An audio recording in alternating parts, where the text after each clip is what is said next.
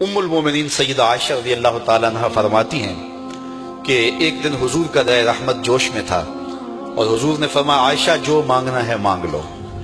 میں نے عرض کی یا رسول اللہ اگر آپ اجازت دیں تو میں اپنے باپ حضرت ابو بکر صدیق رضی اللہ تعالیٰ عنہ سے مشورہ نہ کر لوں کہ میں نے کیا مانگنا ہے؟ تو فرمایا کہ جاؤ مشورہ کر لو، مشورے کی اجازت بھی ہو گئی۔ میں اپنے والد گرامی کی خدمت میں حاضر ہوئی اور کہا کہ دریائے رحمت جوش میں ہے اور رحمت کا باڑہ برس رہا ہے۔ حضور نے فرمایا عائشہ جو مانگنا ہے مانگ لو، یہ اتنا سنہری موقع ہاتھ آیا ہے تو میں چاہتی ہوں کہ کوئی مانگوں تو اہم شے مانگوں، تو آپ کی خدمت میں حضور سے اجازت پا کے حاضر ہوئی ہوں، مجھے بتایا جائے کہ میں حضور سے کیا مانگوں تاکہ کوئی چھوٹی چیز نہ مانگوں، بڑی چیز مانگوں۔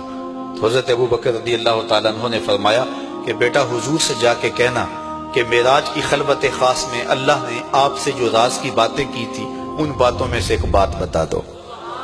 مانگا بھی تو علم مانگا، اور عائشہ میرے سے وعدہ کرو جو حضور بتائیں مجھے بھی آ کے بتانا ہے۔ ام المومنین حاضر خدمت ہو گئیں۔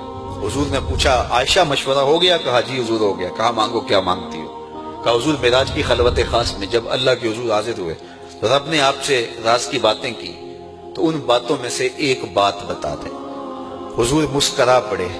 اس بات پہ مسکرائے ہوں گے میرے یار غار کا انتخاب کیسا ہے، یا اس بات پہ مسکرائے ہوں گے کہ راز کی بات بتا دوں تو راز راز نہ رہا، لیکن وعدہ کیا تھا۔ کہا عائشہ سنو، جب میں قرب خاص میں پہنچا تو میرے مالک نے مجھ سے راز کی جو باتیں کی ان میں سے ایک بات یہ تھی، محبوب تیری امت میں سے کوئی شخص کسی شخص کا ٹوٹا ہوا دل جوڑ دے تو میرے اوپر لازم ہے بغیر حساب کے جنت عطا کروں۔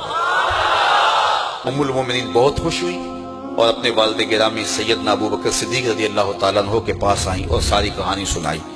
بہت خوش تھی، لیکن حضرت ابو بکر صدیق رضی اللہ تعالیٰ عنہ نے سنا تو رونے لگے۔ تو ام المومنین سیدہ عائشہ رضی اللہ تعالیٰ عنہ نے عرض کیا میرے والد گرامی یہ بات رونے والی تو نہیں ہے، ہم بسا اوقات کسی دکھی کے کام آ جاتے ہیں، کسی کا دکھڑا بیٹھ کے سن لیتے ہیں، کسی کی ڈھارس بنا دیتے ہیں، کسی کے کام آ جاتے ہیں، یہ تو بخشش کا بہانہ ہاتھ آ گیا اور آپ اس پہ رو رہے ہیں۔ تو فرمانے لگے عائشہ اس کو معکوس بھی پڑھو، تصویر کا دوسرا رخ بھی دیکھو۔ اگر کوئی شخص کسی کا ٹوٹا ہوا دل جوڑ دے تو بغیر حساب کے جنت میں جائے گا، اس کا دوسرا رخ یہ ہے اگر کوئی کسی کا دل توڑ بیٹھے تو سیدھا جہنم میں جائے گا۔ میں اس بات پہ رو رہا ہوں کہ ہم سے کسی کا دل نہ ٹوٹ گیا۔